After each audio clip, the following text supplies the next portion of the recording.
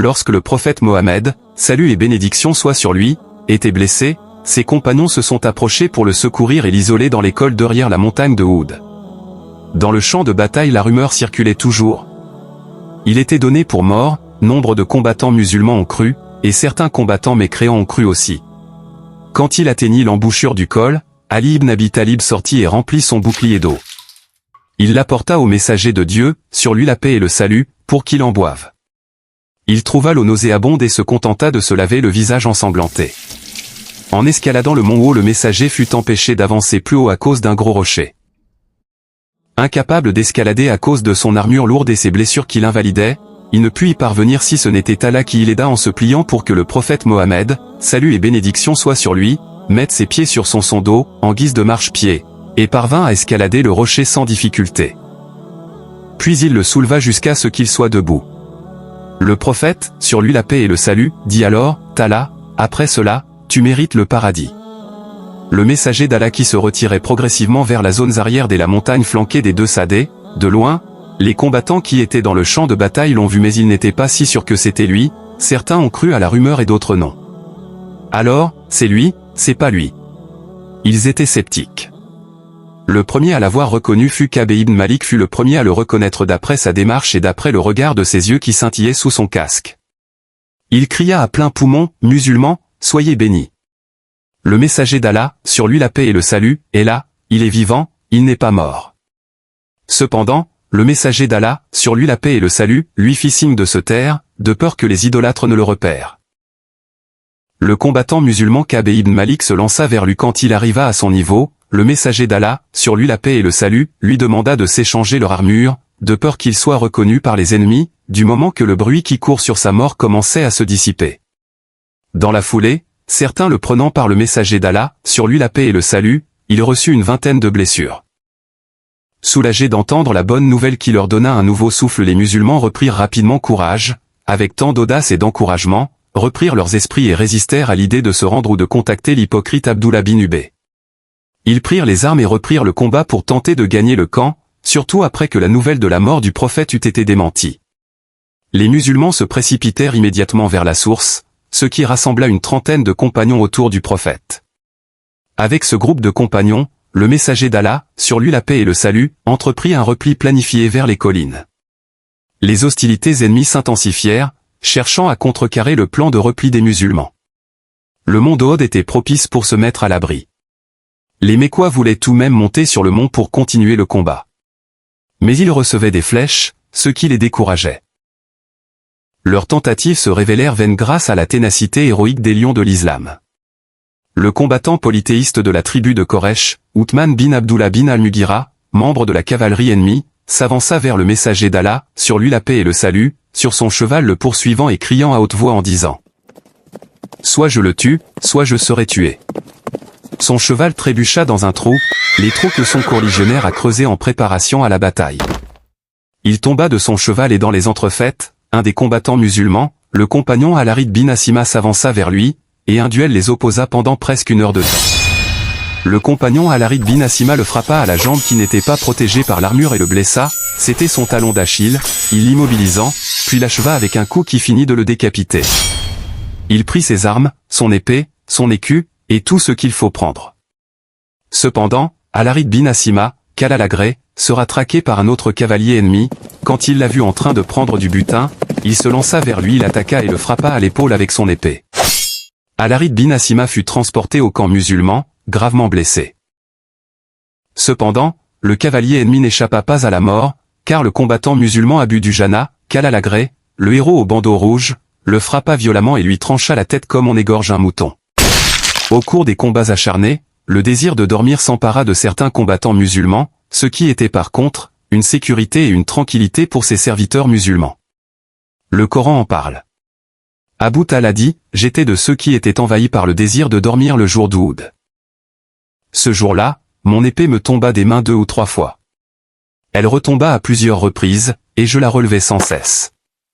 Et il n'était pas le seul dans cette situation, beaucoup de combattants musulmans étaient pris d'une somnolence, c'est pas une mauvaise chose, au contraire c'est une providence divine. Dans un mouvement progressif, avec beaucoup de courage et de persévérance, les musulmans commençaient à se replier sur la montagne d'Ud. Rejoindre le messager d'Allah, sur lui la paix et le salut, dans son repli, qui escaladait la montagne à travers ses cols. Le reste de l'armée les suivit graduellement jusqu'à cette position sûre. Le messager d'Allah, sur lui la paix et le salut, disait « Ô Allah, faites qu'il ne soit pas supérieur à nous ou que ce soit sur le plan de la position de l'armée musulmane, la position géographique ou que ce soit sur le plan de la force. » Les combattants mécois ont poursuivi les combattants musulmans mais ils n'ont pas pu les rattraper, ces derniers étaient au perché et se défendaient. Alors que le messager d'Allah, sur lui la paix et le salut, gravissait la colline, il fut suivi par Ubay bin Khalaf. Pour rappel, cet homme, Ubay ibn Khalaf, était un ennemi très virulent qui menaça maintes fois de mort le prophète, sallallahu alayhi wa sallam, en plus du mal qu'il lui causa avant l'hégire. Quand il est arrivé près de la montagne, il cria à haute voix en direction du site où se mettaient les combattants musulmans, il leur a demandé « Où est Muhammad, sur lui la paix et le salut ? Soit je le tue, soit c'est lui et moi qui serai tué, un de nous est un homme mort. » Les compagnons demandèrent au messager d'Allah, sur lui la paix et le salut.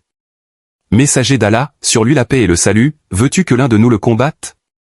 Le messager d'Allah, sur lui la paix et le salut, dit « Laissez-le pour moi. Je vais m'occuper de lui. » Lorsqu'il s'approcha, le messager d'Allah, sur lui la paix et le salut, prit la lance des mains d'Al-Harith bin Assima, l'orienta dans la direction de son ennemi et elle trembla violemment, si bien qu'ils se dispersèrent tous dans toutes les directions. Le prophète, sur lui la paix et les bénédictions d'Allah, observa un vide dans l'armure que portait le combattant mécois Ubay bin Khalaf, entre le casque et sa tenue de combattant au niveau de la clavicule, il visa cette brèche et lança sa lance à cet endroit. Le coup fut si violent qu'il le fit rouler de cheval à plusieurs reprises, et il ne put s'empêcher de se retourner. Il poussa un râle tel le beuglement d'un bœuf qui agonise, il disait, « Par celui qui détient mon âme, si la douleur de ma blessure avait été distribuée à tous les habitants de Doul-Majaz, cela les aurait tous fait périr. » Dans une version, cet ennemi d'Allah rendit son dernier soupir à un endroit appelé Sarif, alors qu'il le ramenait à la Mecque. Le prophète, sur lui la paix et les bénédictions d'Allah, dit « La colère de Dieu est intense contre ceux qui font couler le sang du visage de son messager. » Dans un dernier assaut, les idolâtres de la tribu de Quraysh essayaient de gravir la montagne. Un des bataillons de l'armée impie de la tribu de Quraysh commandé par Khalid ibn al-Wali arriva à leur niveau et voulut les attaquer. Le prophète, sur lui la paix et les bénédictions d'Allah, pria alors son Seigneur. Allah, les idolâtres, ne devraient pas être plus élevés, ni en position ni en pouvoir, que nous, les musulmans. Alors Omar ibn al-Khattab et un groupe de Mouhajirines, quelques émigrés, combattirent les idolâtres jusqu'à ce qu'ils soient contraints de descendre de la montagne. Jusqu'à ce qu'ils puissent les repousser en bas de la montagne. L'armée mécoise recula. Mutilation des martyrs. Ce fut la dernière attaque menée par les idolâtres contre le prophète. Jusque-là incertains de sa mort, mais ils retournèrent au champ de bataille jonché de cadavres et rouges de sang. Et du haut de la colline, les combattants musulmans regardaient ce que leurs adversaires faisaient des cadavres des musulmans jonchés sur le sol, ils se sont adonnés à toutes sortes de mutilations, de barbarie sordide, ils coupaient le nez, les oreilles et éventraient les corps des martyrs musulmans, tels qu'ils sont devenus méconnaissables, la sauvagerie de la coutume de Mutla était appliquée avec une barbarie inouïe, laissant libre cours aux instincts sanguinaires des habitants de la Mecque sur les dépouilles des martyrs musulmans. Certains d'entre eux, accompagnés de leurs femmes, on a déjà raconté l'histoire de Hind bin Utba qui a éventré le corps de Hamza, extirpa son foie et le mâcha. Cependant, désagréable à son goût, elle le recracha. Elle transforma les oreilles et le nez des musulmans en bracelets de cheville et en collier. 2 incidents se produisirent durant les dernières heures du combat, démontrant à quel point les musulmans étaient prêts à combattre et à se sacrifier dans le sentier d'Allah. Ka'b bin Malik, qu'Allah l'agrée, dit « J'étais l'un des musulmans qui combattirent pendant la bataille de Uhud. J'ai été témoin des actes barbares des polythéistes qui mutilaient les cadavres, mais je les ai dépassés, car je ne pouvais pas les supporter. J'ai alors vu un idolâtre lourdement armé marcher entre les cadavres des musulmans et dire à ses acolytes de la tribu de Quraysh, rassemblez-les et regroupez-les comme on rassemble les moutons, car ils sont bons à être égorgés. Puis, j'ai aperçu un combattant musulman armé qui le guettait. Je me suis avancé jusqu'à lui, je me suis mis près de l'endroit où il y avait le combattant musulman. En les comparant, le mécréant était plus fort que l'autre, tant militairement que physiquement, le combattant mécréant était beaucoup plus robuste et bien bâti. Le musulman frappa le mécréant avec son épée qui descendit jusqu'à la hanche, le coupant en 2. Lorsque le musulman découvrit son visage, il était qui, à la surprise du narrateur, Abu Dujana. Est-ce que les anges étaient présents lors de cette bataille comme à la bataille de Badr? Saad ibn Abi Waqqa a dit, le jour de la bataille de Uhud, j'ai vu à droite et à gauche de l'envoyé d'Allah 2 hommes vêtus de blanc. Je ne les avais pas vus auparavant et ne les revis pas par la suite. C'était, ajoute le transmetteur, Gabriel et Michaï.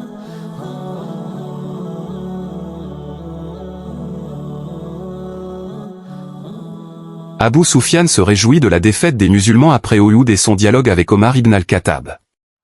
Les chefs de la Mecque scrutèrent longuement le champ de bataille à la recherche du corps du prophète Mohammed, leurs yeux brûlant d'impatience à l'idée de le découvrir. Cependant, ce qui était introuvable demeura tel. Lorsqu'Abu Sufyan perdit tout espoir dans ses recherches, il se rendit avec quelques partisans au col de la montagne où les musulmans étaient rassemblés. Se tenant au pied de la montagne, il cria en direction des combattants musulmans perchés sur le mont, il les interrogea, il leva les yeux vers la montagne et cria à tue-tête. Aux musulmans. Mohammed, est-il parmi vous? Le prophète Mohammed interdit aux combattants musulmans de répondre, imposant ainsi un silence total parmi les compagnons. Abu Sufyan réitéra sa question mais cette fois concernant Abu Bakr. Aux musulmans. Abu Bakr est-il parmi vous? Et quand personne ne répondit, il demanda après Omar ibn al-Khattab. Aux musulmans. Omar, est-il parmi vous? Le silence est absolu, c'est les consignes du prophète, personne ne réagit. Alors, dans un ton empreint d'arrogance, Abu Sufyan s'adressa à ses compagnons et déclara avec force. Tous ces gens ont été tués, car s'ils étaient vivants, ils auraient répondu. À entendre ça, Omar ibn al-Khattab ne put contenir sa colère et s'écria de manière incontrôlable. Ô ennemi d'Allah, tu mens. Tu mens. Nous sommes tous en vie, et Allah te déshonorera par nos mains. Reconnaissant la voix d'Omar ibn al-Khattab, Abu Sufyan demanda. Dis la vérité, ô Omar. Mohammed est-il vivant? En effet, par la grâce de Dieu, il est en vie et il écoute chacune de tes paroles, répondit Omar ibn al-Khattab. Abu Sufyan dit à voix basse, alors, Ibn Kouma a menti, car je te considère comme plus véridique que lui. Puis, il s'écria, ô Hubal. Exalté soit ton nom. Conformément à l'ordre du saint prophète, les compagnons restèrent silencieux, mais suite à cela, Abu Sufyan ajouta. La guerre est une compétition, un jour vous êtes les vainqueurs, un jour nous sommes les vainqueurs. Chacun son tour, les jours se succèdent mais ne se ressemblent pas, vous nous avez tués en d'Allah, son fils, nous vous avons tué en d'Allah, un combattant musulman, nous sommes quittes. Le prophète Mohammed, sur lui la paix et le salut, riposta, oh que non, vos morts iront en enfer, nos martyrs sont vivants. Omar répéta la riposte à Abu Sufyan, nos morts iront au paradis et vos morts iront en enfer. Abu Sufyan dit si telles sont vos prétentions, alors c'est nous qui avons perdu la bataille. Il enchaîna, le champ de bataille est couvert de cadavres mutilés. Je n'ai pas ordonné cela, je l'ai pas approuvé non plus, mais quand j'ai su ce que les enfants de ma tribu ont fait, je n'ai pas pu désapprouver, ni les blâmer. Ensuite il chantait la gloire de Hubal. Le prophète Mohammed, sur lui la paix et le salut, qui avait demandé, jusque-là de garder le silence, de ne pas céder à leurs provocations, quand il s'agissait de demander après lui, s'il était mort ou vivant, cette fois il fut troublé d'entendre le nom de l'idole païenne, Hubal que Abu Sufyan a glorifié. En s'adressant à ses compagnons le prophète Mohammed, sur lui la paix et le salut, s'exclama, pourquoi ne répondez-vous pas? Les compagnons répondirent, ô messager d'Allah, comment devons-nous répondre? Le prophète Mohammed, sur lui la paix et le salut, dit, proclamez, la grandeur et la magnificence n'appartiennent qu'à Allah l'exalté. Abu Sufyan riposta. Nous avons aussi notre divinité Uzza, vous n'avez rien. Le prophète Mohammed, sur lui la paix et le salut, ordonna aux compagnons de dire. Nous avons Allah, qui nous aide, alors que vous n'avez sur qui compter. يمسسكم قرح فقد مس القوم قرح مثله وتلك الأيام نداولها بين الناس وليعلم الله الذين آمنوا ويتخذ منكم شهداء والله لا يحب الظالمين. Je vous propose la traduction suivante. Si une blessure vous a touché, sachez qu'une blessure semblable a touché les autres. Ainsi en est-il des jours que nous donnons tour à tour aux hommes, afin qu'Allah éprouve les croyants et qu'il fasse de vous des martyrs. Et Allah n'aime pas les injustes. Interprétation, si vous, ô croyants, êtes blessés ou tués à la bataille d'Oud et que cela vous attriste, sachez que les polythéistes ont également été blessés et tués à la bataille de Badr. Allah alterne les jours de victoire, et les jours de défaite, chacun aura son lot de défaites et de victoires, car il y a la sagesse, jusqu'à ce qu'il révèle ce qu'il sait de toute éternité, afin de distinguer le vrai croyant des faux croyants et d'honorer certains d'entre vous par le martyre. Allah n'aime pas ceux qui se font du tort à eux-mêmes et se détournent du combat pour son sentier. En quittant le pied de la montagne, en quittant le groupe des musulmans, Abu Sufyan leur a donné rendez-vous. L'année prochaine, nous nous retrouverons à Badr aux mêmes dates. Selon ce que le prophète enjoignit de répondre, un compagnon répondit, « Bien entendu, nous nous reverrons. » Après cela, Abu Sufyan partit avec ses partisans et l'armée des Quraysh entreprit le chemin de retour. Des femmes musulmanes arrivèrent sur le champ de bataille après la fin des combats. Anas, qu'Allah l'agrée, rapporta, « J'ai vu Aïcha bin Abu Bakr avec Sulaym. Leurs vêtements étaient retroussés de manière à dévoiler leurs chevilles. Elles portaient des gourdes sur leurs épaules et les vidaient dans la bouche des combattants musulmans. Elles retournaient ensuite les remplir et revenaient faire de même. Oumar dit, elle, Sulaym, une femme ansari, qui appartient aux partisans, faisait le va-et-vient pour nous apporter des gourdes d'eau et nous abreuver. Après le départ de l'armée mécoise des mécréants, le prophète, sallallahu alayhi wa sallam, dépêcha immédiatement Ali, et Ra, ou, selon diverses versions, Sa'd bin Abi Waqqa et Abu Bakr et Zubair, par mesure de précaution, pour suivre les traces de l'armée mécoise des mécréants. Ils voulaient savoir leur intention, quelle est leur prochaine étape. La mission était de recueillir des informations. De quelles informations il veut s'enquérir? Il voulait savoir est-ce que l'armée mécoise des mécréants de la tribu de Quraysh envisageait d'attaquer Médine. Vont-ils à la Mecque ou à Médine? Comment le savoir? Quel est l'indice qui peut les renseigner? L'émissaire ne va pas demander aux combattants polythéistes où est-ce que vous allez? Il va pas les suivre non plus, donc l'astuce c'est le moyen de transport, c'est leur monture, leur prochaine étape sera renseignée par leur monture. Alors, le prophète, sallallahu alayhi wa sallam, lui a indiqué que si l'armée mécoise des mécréants de la tribu de Quraysh se déplaçait sur chameau et emmenait leurs chevaux sans les monter, cela signifiait qu'ils retournaient à la Mecque sans intention hostile envers Médine. Je présume que les chameaux se déplacent lentement, donc, il n'y a pas urgence, ils rentrent chez eux, à la Mecque. En revanche, s'ils chevauchaient leurs chevaux, cela indiquerait une intention guerrière, puisque le cheval est plus rapide donc il y a urgence, ce qui n'est pas le cas. Le prophète, sallallahu alayhi wa sallam, a donné des instructions strictes, soulignant que si l'armée mécoise des mécréants de la tribu de Quraysh se dirigeait vers Médine, il devait en être informé immédiatement. Il exprima avec une grande ferveur, si, en ce moment, l'armée mécoise des mécréants de la tribu de Quraysh attaque Médine, par Dieu, nous les combattrons et leur ferons ressentir les conséquences de leurs actes. Les émissaires du prophète, sallallahu alayhi wa sallam, partirent promptement et revinrent avec la confirmation que l'armée mécoise des mécréants de la tribu de Quraysh se dirigeait effectivement vers la Mecque. Le prophète, sallallahu alayhi wa sallam, a accompli la prière de midi le jour de la bataille d'Uhud en position assise à cause des blessures qu'il avait subies, et les musulmans ont prié derrière lui, eux aussi, assis. Le bilan. Ce fut une défaite avec une lourde perte, près 70 martyrs musulmans face à 45 morts polythéistes. Les musulmans ont enterré les morts et le prophète Muhammad, sallallahu alayhi wa sallam, a pratiqué des prières sur chacun des martyrs.